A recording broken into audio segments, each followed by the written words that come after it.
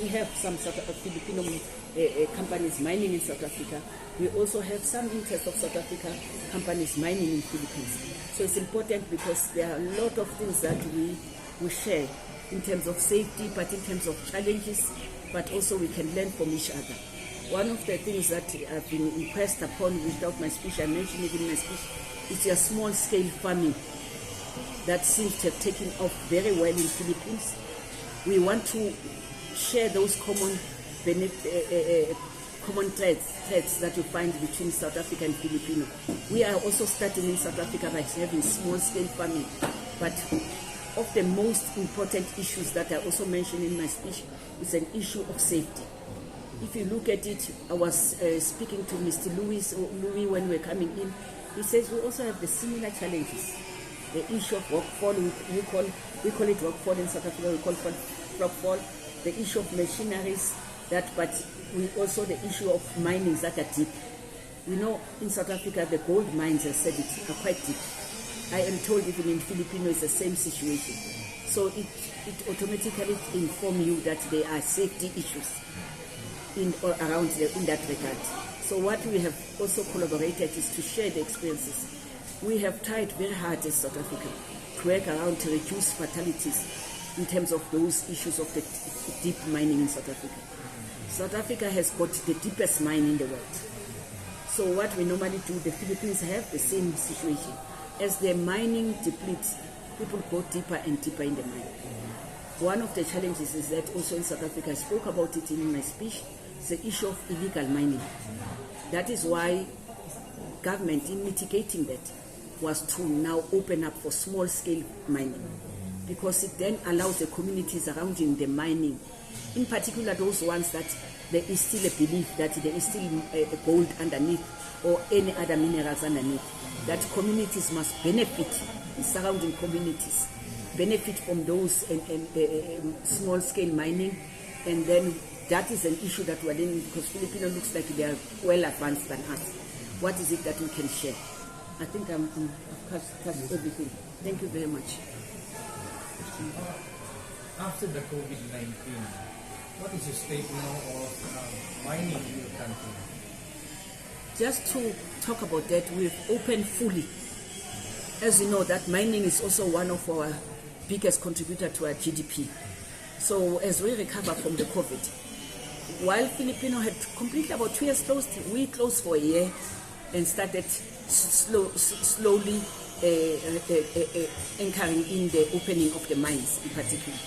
But they were operating mines in South Africa even during the COVID, but at a very small scale, but also stringent conditions were put in terms of testing, removing employees who were infected, treating them, but we also were those industries in South Africa, in particular mining, which are a critical strategic asset to South Africa, were the first targeted in terms of vaccination. As you all know, we also got a lot of resistance by those ones who do not believe in anti-vaccines, but over time, we think we have stabilized. The mining in South Africa is completely open, and we are open in business for investment. As I spoke to you, I've mentioned those in countries that we have investment in, that we have opened up. We have got some incentives from the government precisely to deal with issues of recovery, economic recovery. You know, just like Philippines, the economic, the COVID devastated most of our economies, and in such a extent that, remember, as you mine, you need a seller, you need a buyer, because the whole world was affected by COVID economic meltdown. The buyers became less. The money into the fiscals became less. But we have managed to turn around. We think we can be able to achieve growth in the next coming year and 2 years. In particular, by inviting investors, as I was stipulating, the areas of investment in South Africa, to increase investment. South Africa has put in under DTI incentives that is able to attract foreign investment with incentives, the grants and everything, taxation, the zones where we can do that. The other things that we also are looking at is a beneficiation that we spoke about it, the extent of how do we then also make sure that what we produce in South Africa in terms of minerals it's also turned into products so that it can be able to create the necessary jobs, so that we export fully fledged products than our minerals only. So over time, this is what the government is aiming. There is a strategy in place. But we are open for investment. We have some incentives. The embassy can solicit information on that element, on that area, and we can share with you what are those areas that you can be able to invest fully. We know we have 49% of the investment. Some areas we have accepted that we may have more foreigners investment than local investment, as long as we meet the requirements that the government and DTI have set in place, the regulation. Thank you. In your speech a while ago, you mentioned a certain mineral, vanadium, that is so foreign for us here in the Philippines. That kind of mineral. Could you expound about this? The manganese. Yeah. Vanadium. Lithium. Is it lithium or what? Vanadium. Vanadium. Oh, I don't know what vanadium means. Honestly, we know that Zimbabwe has discovered it. It's not fully operated, but we know that DRC has discovered it as well. So the Southern Africa has discovered it. We think we have some elements of it that we are still going to mine in South Africa. But we're careful about that, because the whole world is looking for batteries, car batteries, for all those kind of. We also need it in South Africa, so that's why it's important that we discover these minerals for the benefit of. We produce in cars, I explained to you. We're the second largest producer of Mercedes, German cars in South Africa, the right hand. If you see a car, it's Mercedes, it's BMW, it's driven in Thailand. It's the right hand. You must know it's been imported from South Africa and Australia, same. So we are the biggest producers of the German cars. We've done that over years. It's not something new now. Almost more than 100 years we've been producing these cars. That's why they're in East London. So some of these things that we need, we also need them so that we can be able to produce fully fledged cars, because we don't produce half cars, we produce fully fledged cars. We put them in the deep sea in East London, and we transport them to the destination. So I think that is a discovery that, in particular in DRC, is already in top 7.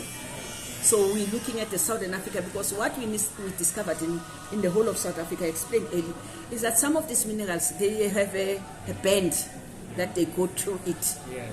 Just like platinum. Platinum is still being discovered. For the first time, Zimbabwe has also discovered platinum. They have discovered huge gold that they never had over the years when South Africa was a gold producer. Yes. So they have diamonds, and they're now discovering them huge that we never have. We've discovered a month back that Zimbabwe has got oil. It's not even having anywhere in the sea. They don't have any sea. We are discovering our oil in the sea bend from Namibia.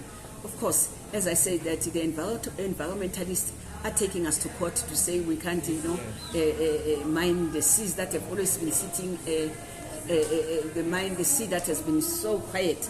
But we think it's a bit unfair. Just next door to us, Namibia is mining, and there are no environmentalists taking them to court.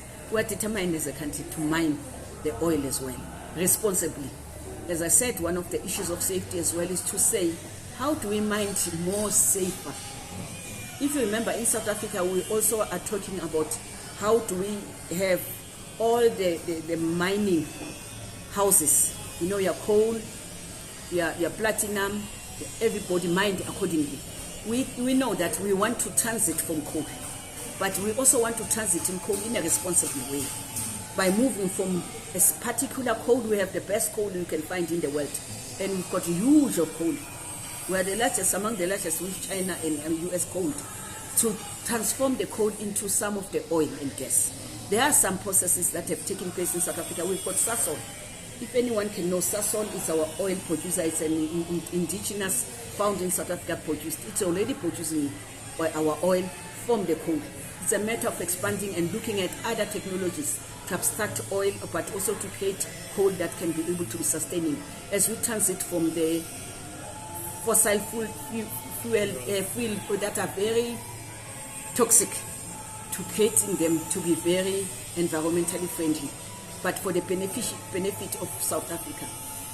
As a developing country, you all know, I think we have the same challenges, that there are things that we will take over the years as we build our economy recovering as developing countries, that we cannot abandon some of our mineral resources, because the country, for it to develop, We need them.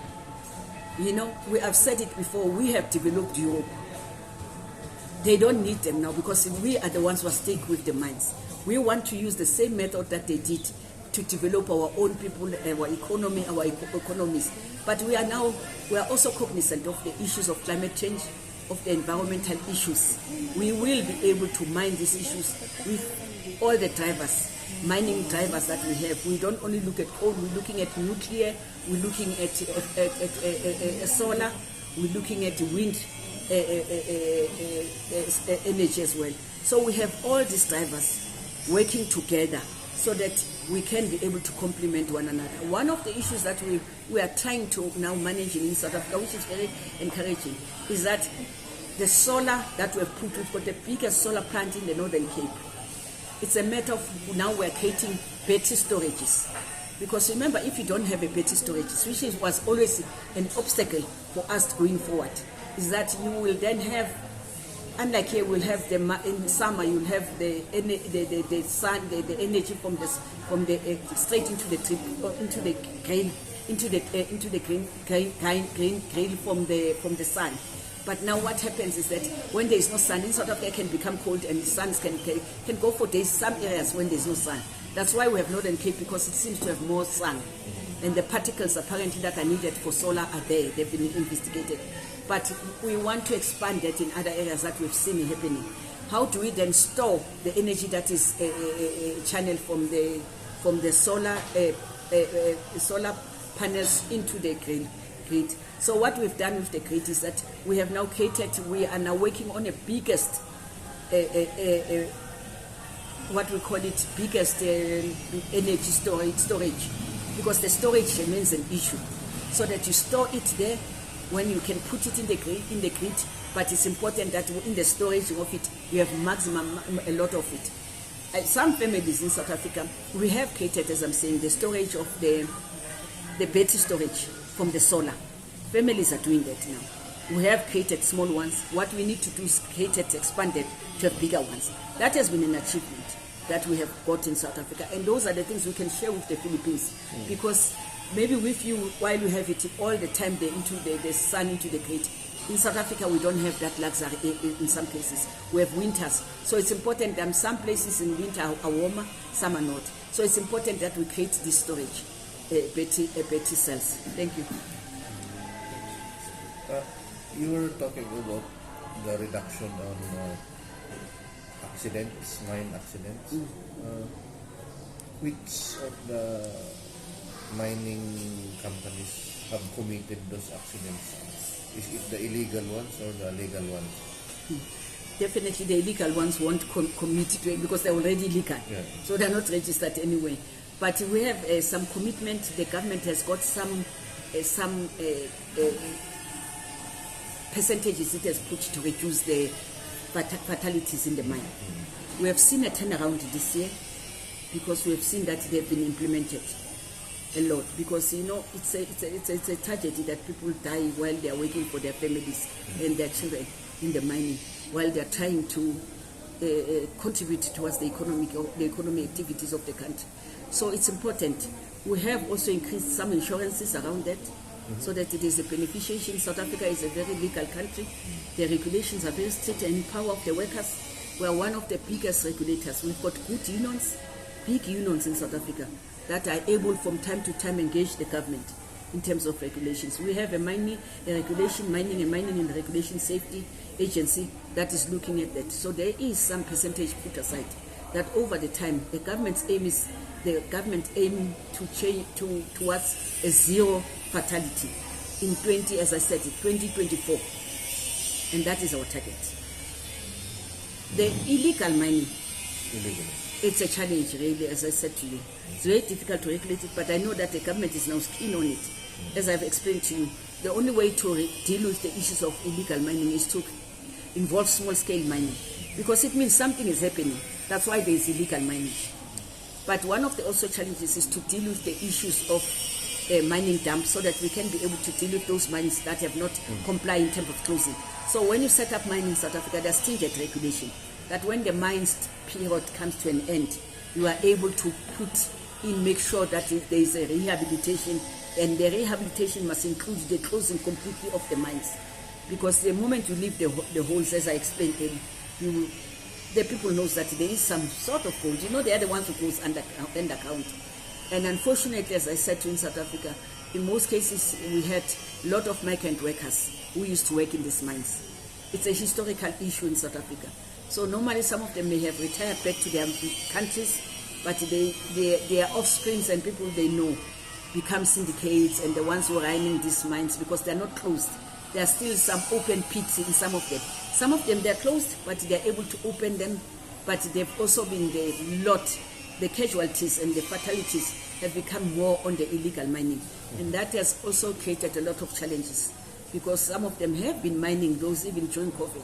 And as I said, one time, about 2 weeks back, 26 bodies were pulled and were all illegal miners in South Africa.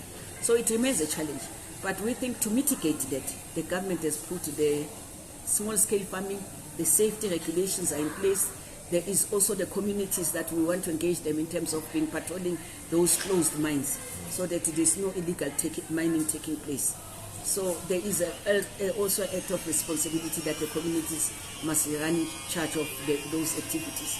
But as I said, there's also an argument that is not actually within the formal processes to say it shows that there is some benefit still within those mines that have been abandoned. So what do we do? How do we assist communities to benefit from that processes? Thank you.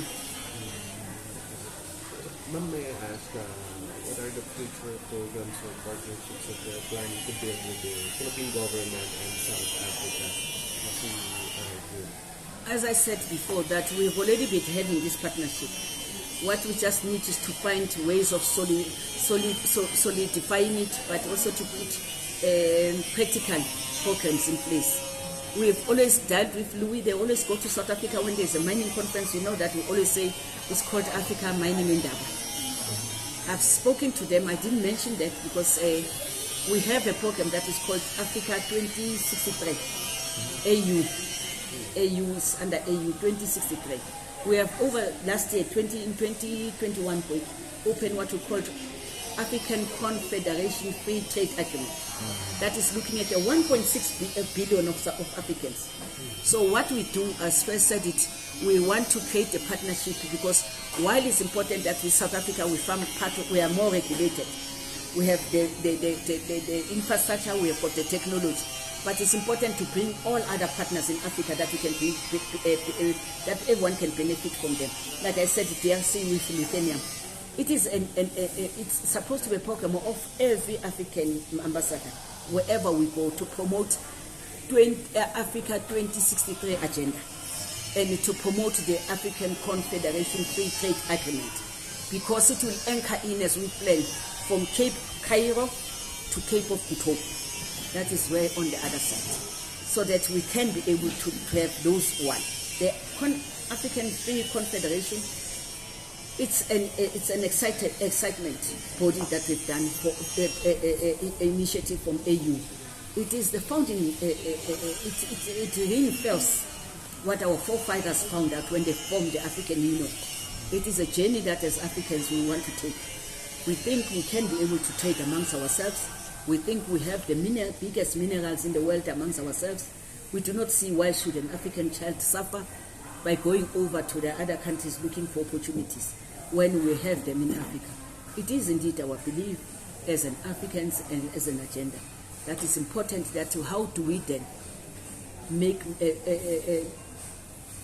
means of those mineral resources we have benefit the African child and benefit the African women, benefit the African youth, so that tomorrow when we pass this world, they know that this is what our forefathers fought for. This is what they should be able to carry with pride. And those are the things that we should learn from Filipinos. In Philippines, despite all we have minerals reside in our own hands. And this is what is moving us in Africa.